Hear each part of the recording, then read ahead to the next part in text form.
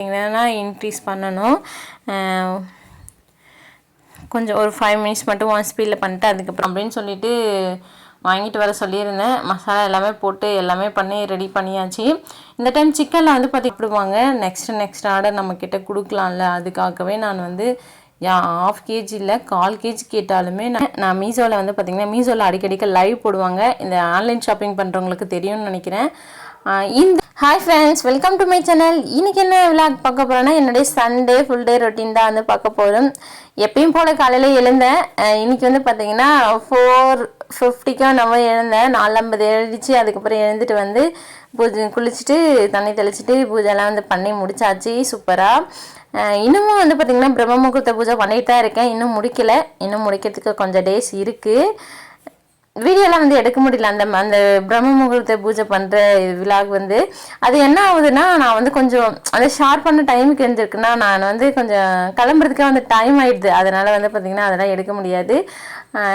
பூஜைலாம் பண்ணி முடிச்சதுக்கப்புறமா வந்து கொஞ்சம் இது எக்ஸசைஸ் பண்ணிகிட்ருக்கேன். எனக்கு பெல்லி ஃபேட் இருக்குது, அது குறைக்கலான்னு சொல்லிட்டு அதெல்லாம் பண்ணி முடிச்சுட்டு டீ போட்டு ரொம்ப நாள் ஆயிடுச்சு மேலே போயிட்டு குடிச்சு.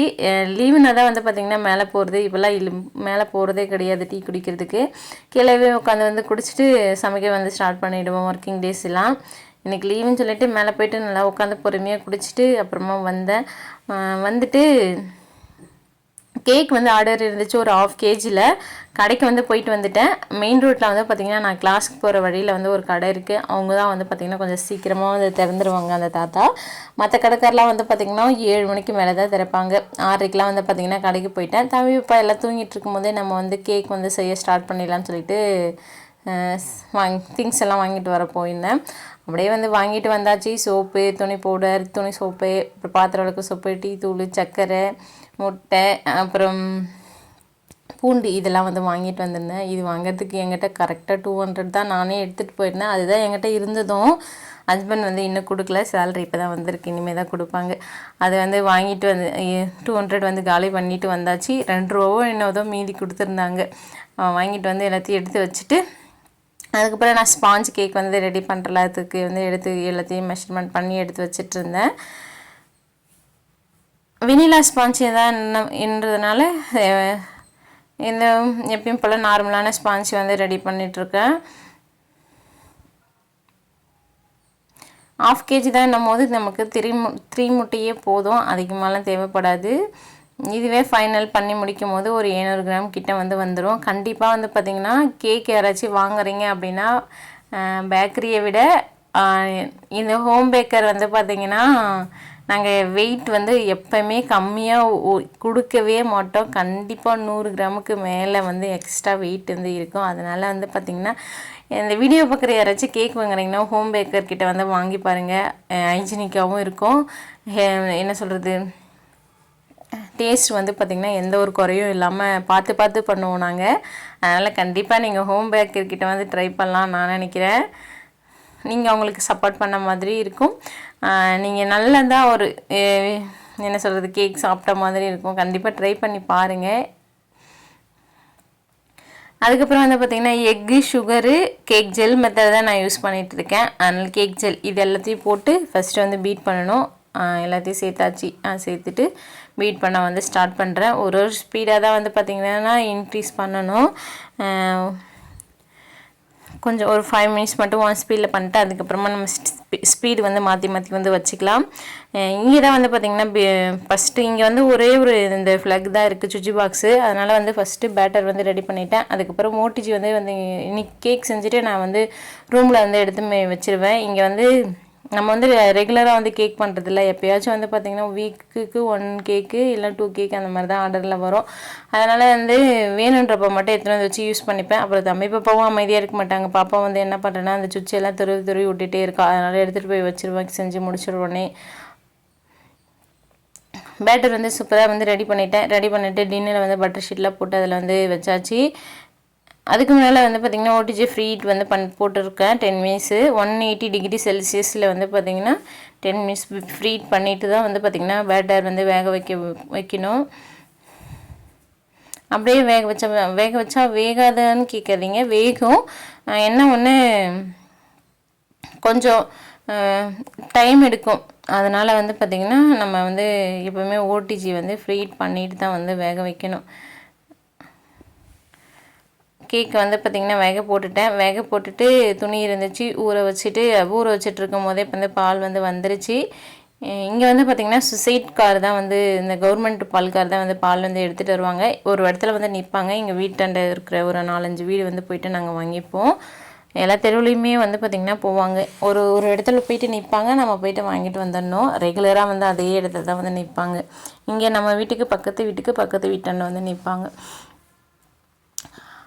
அப்புறம் பால் காசுலாம் வந்து கொடுக்காமே இருந்தேன். 2 மாதமாக கணக்கு பண்ணாமல் இருந்தேன். ஒரு டைம் மட்டும் 1500 கொடுத்துருந்தேன்.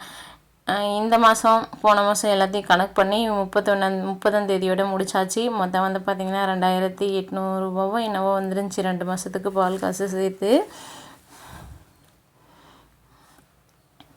மீதி சில்லறெல்லாம் வந்து கொடுத்துட்டாங்க. 1500 எடுத்து போய் கொடுத்துருந்தேன். மீதி சேஞ்ச் கொடுத்தாங்க. அது வாங்கிட்டு வந்தாச்சு. வந்துட்டு பால் வந்து 1.5 லிட்டர் தான் வந்து வாங்கிட்டு வந்தேன். ஹஸ்பண்ட் வீட்டில் இருந்தால் ஈவினிங் காலையிலே 2 டைம் வந்து ஹஸ்பண்டுக்கு சேர்த்து டீ போடும்போது தம்பி பாப்பாவுக்கு வந்து பால் பத்தாமல் போயிடும். அதனால் 1.5 லிட்டராக வாங்கிட்டேன். மற்ற ஹஸ்பண்ட் வந்து ஆஃபீஸ்க்கு போகிற டேஸ்லாம் வந்து பார்த்திங்கன்னா 1 லிட்டர் தான் வாங்குவேன். ஈவினிங் வந்து ஹஸ்பண்டுக்கு டீ போட மாட்டேன்ல, அதனால் நான் மட்டும் கொஞ்சமாக போட்டுப்பேன். கேக் வந்து பார்த்திங்கன்னா வேகும் போதே பாத்திரம் வந்து கழுவி வச்சுட்டேன்.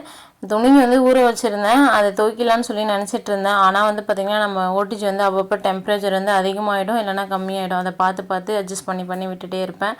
அதனால் வந்து பார்த்திங்கன்னா பாத்திரம் வந்து கழுவிடலாம் அப்படின்னு சொல்லிட்டு கழுவிட்டேன். நைட்டு வந்து கழுவலை, கொஞ்சமாக பாத்திரம் இருந்துச்சு.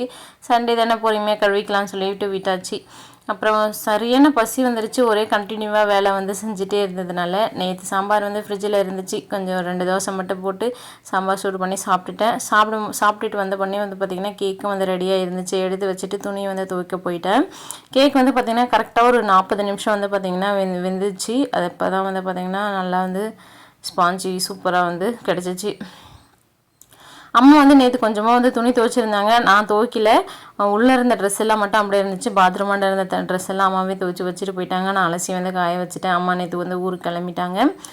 ஹஸ்பண்ட் வந்து நான் துணி துவைக்கும் போதே வந்து எழுந்துட்டாங்க. டீ போடுன்னு சொன்னாங்க. நான் எப்போ போட்டு கொடுக்கணும், நீ அப்போ தான் குடிக்கணும் அப்படின்னு சொல்லிட்டு துணி துவைச்சி முடிச்சுட்டு அப்புறமா பால் வந்து காய வச்சுட்டு துணியை வந்து காய போட போயிருந்தேன். அப்புறம் துணி வந்து பார்த்திங்கன்னா காய போட்டுட்டு வரும்போது பால் வந்து காஞ்சிட்டு இருந்துச்சு நல்லா. டீ தூள் சக்கரை போட்டு ஒரு மேஜிக் போட்டோடனே பார்த்திங்கன்னா டீ ரெடி ஆகிடுச்சு. சும்மா ஒரு ட்ரை பண்ணி பார்த்தேன் எப்படி இருக்குன்னு சொல்லிட்டு. ஹஸ்பண்டுக்கு வந்து டீ போட்டுட்டு எனக்குமே கொஞ்சமாக வந்து டீ போட்டுக்கிட்டேன். என்னென்னு தெரியல, இந்த டீயை பார்த்தாவே இப்போல்லாம் வந்து ரொம்ப ஆசையாக இருக்குது. ஃபஸ்ட்டெல்லாம் வந்து டீ குடிக்கிறவங்கள பார்த்தாவே என்ன இப்படி டீ குடிச்சிட்டு கிடக்குறாங்க அப்படின்னு நினைப்பேன். அப்புறமா இப்போ தான் எனக்கு புரியுது, டீ வந்து என்ன சொல்கிறது, நம்ம ஒரு விஷயத்துக்கு அடிக்ட் ஆகிட்டுனா அது எப்பவுமே நம்மளுக்கு வந்து பிடிக்கும் போல இருக்குது. எந்த நேரம் காலம் இல்லாமல். அதுக்கப்புறம் டீலாம் போட்டு கொடுத்து முடிச்சுட்டு ஹஸ்பண்ட்கிட்ட பிரியாணி வந்து செய்யலாம். தம்பி ரொம்ப நாளாக பிரியாணி கேட்டுட்ருக்கான். சிக்கன் வந்து அவனுக்கு ஒத்துக்க மாட்டேங்குது தான். சிக்கன் கொடுத்த உடனே வயிறு வலி வந்துடுது. சரி பிரியாணி செஞ்சு சாப்பிட்லாம் அப்படின்னு சொல்லிட்டு வாங்கிட்டு வர சொல்லியிருந்தேன். மசாலா எல்லாமே போட்டு எல்லாமே பண்ணி ரெடி பண்ணியாச்சு. இந்த டைம் சிக்கனில் வந்து பார்த்திங்கன்னா கொஞ்சமாக தயிர் மசாலாலாம் போட்டு உப்புலாம் போட்டு மிக்ஸ் பண்ணி வச்சுருந்தேன். இந்த மாதிரி செய்யும் போது சிக்கனில் வந்து பார்த்திங்கன்னா டேஸ்ட்டாக இருக்கும் அப்படின்னு சொல்லி ஒரு வீடியோவில் பார்த்துருந்தேன். அதனால் ட்ரை பண்ணியிருந்தேன். எப்போவுமே இப்போ நார்மலாக நம்ம செய்யக்கூடிய சிக்கன் பிரியாணி மாதிரி தான் இருந்தது. அப்புறம் பிரியாணி ரெடி பண்ணி குக்கரில் தான் வந்து வச்சுருந்தேன். வேக வச்சுட்டு அதுக்கப்புறம் நம்ம கேக் வந்து ஐசிங் பண்ணிடலாம். அவங்க எப்போ வேணால் வருவாங்க. ஈவினிங் தான் கேட்டிருந்தாங்க. மணி வந்து பார்த்திங்கன்னா இப்போ ஒரு 12 மணி போல் ஆச்சு. சரி நம்ம ஐசிங் பண்ணி வச்சுட்டு நம்ம ரெஸ்ட் எடுக்கலாம் அப்படின்னு சொல்லிட்டு செஞ்சுட்டு இருந்தேன். ஆனால் ஐசிங் பண்ணி எடுத்து வச்சுட்டு ஒரு ரெஸ்ட்டுமே எடுக்கல. தம்பி பாப்பா விட்டுட்டு ஹஸ்பண்ட் வந்து கொஞ்சம் ஊருக்கு போயிட்டாங்க. அங்கே போயிட்டு வந்ததுனால தம்பி பாப்பா 2 பேரையும் நான் தான் வந்து பார்த்திங்கன்னா பார்த்துட்டு இருந்தேன். தூங்கவே இல்லை. ஐசிங் வந்து பார்த்திங்கன்னா ரொம்ப நேரம் ஆகும். எனக்கு வந்து ஒரு 1/2 hour கிட்டனா ஆகிடும் நான் அந்த ஐசிங் பண்ணி எடுக்கிறதுக்கு. இந்த கேக் ஆர்டர் வந்து பார்த்திங்கன்னா தம்பி வந்து ஆட்டோவில் போயிட்டுருக்கான்ல, ஆட்டோக்காரர் தான் வந்து பார்த்திங்கன்னா 1/2 kg அவங்களோட வெட்டிங் ஆனிவர்சரிக்கு வந்து கேட்டிருந்தாங்க. நான் தான் வந்து பார்த்திங்கன்னா அவங்க எங்கிட்ட வந்து தம்பி வீட்டுக்கு போகிறதுக்கு நாங்கள் காசு கொடுக்காம இருந்தோம். எங்களுக்கு இது மாதிரி கல்யாண நாளுமா நாளைக்கு காசு வேணும் அப்படின்னு சொன்னாங்க. சரி தரேன், கேக்லாம் கட் பண்ணலைங்களா அப்படின்னு கேட்டேன். இதுக்கெல்லாமா கேக் கட் பண்ணுவாங்க அப்படின்னு சொன்னாங்க. அவங்க அவங்க பொண்ணு சைடில் இருந்து ஆமாப்பா நான் வாங்கி தரேன் அப்படின்னு சொன்னாங்க.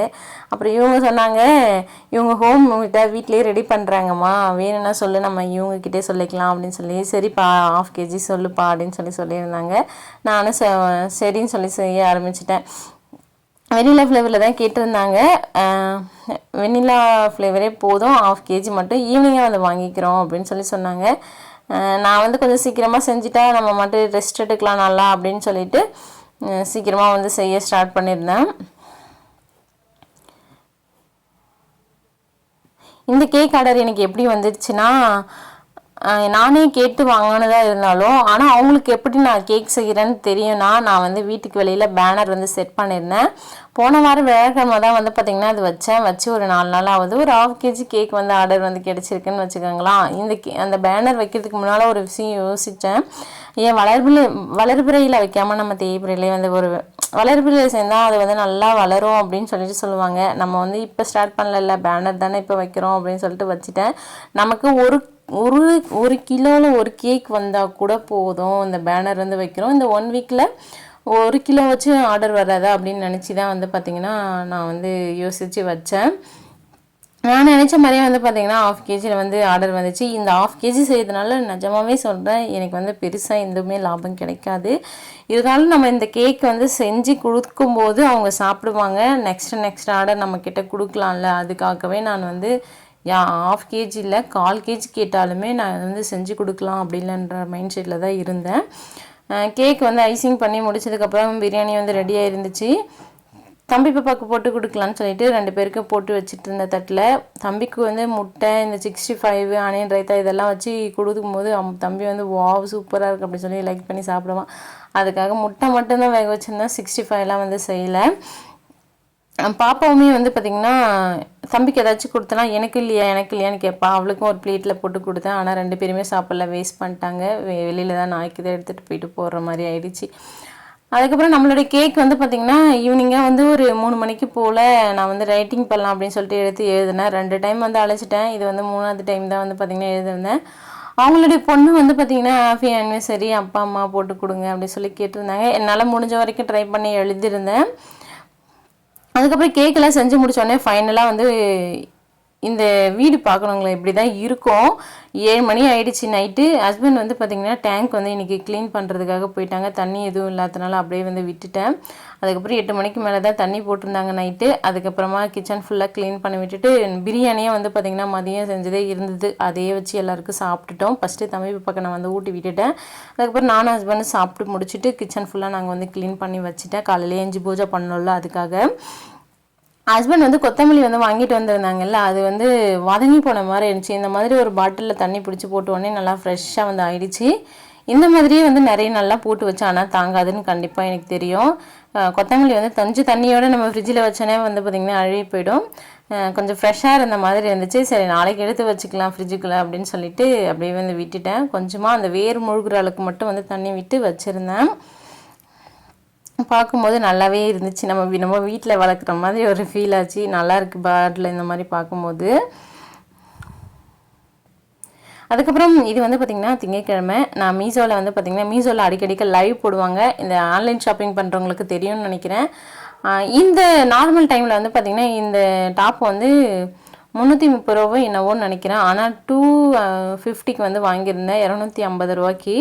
எனக்கு என்னவோ பிடிச்சி தான் இருக்குது. ஃபஸ்ட் டைம் வந்து பார்த்திங்கன்னா ரொம்ப நாள் வாங்கியிருக்கேன். ஆனால் நிறைய ட்ரெஸ்லாம் வாங்கினதில் 1-2 என்னவோ வாங்கியிருக்கேன். இந்த ஆன்லைனில் வாங்கும்போது கிளாத் வந்து நல்லா இல்லாத மாதிரி ஃபீல் ஆச்சு. அதனால் நான் கொஞ்ச நாள் வாங்காமல் விட்டுட்டேன்.